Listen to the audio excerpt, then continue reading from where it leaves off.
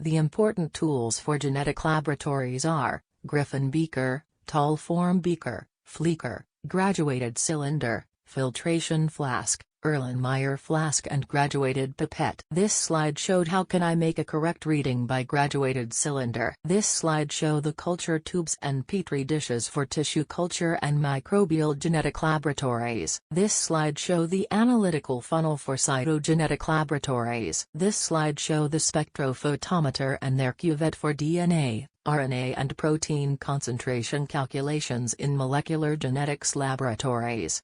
This slide showed the general body of light microscope that be used for sample cell test in cytogenetic laboratories. This views showed how the light transfer the inside slide from the condensed lens to the eyepiece through the light microscope. This view showed the correct position during working with the light microscope. This slide presented the form of analytical balance which be used in all branches of genetic laboratories. This slide exhibited the centrifuge form with their different rotor plates. This is a view of autoclave which be used in all branches of genetic laboratories for sterilizations. This is a view of oven which be used in all branches of genetic laboratories for dry sterilizations. This is a heater for heating all used solutions in genetic laboratories. This is an incubator which be used in cell culture in genetic laboratories. This is a refrigerator which be used for keeping materials and stock solutions for genetic experiments. This is a pH meter for adjusting the acidity of solutions that be used in genetic experiments. And finally, this slide showed the laminar flow cabinet and the right position during working in it for all genetic purposes.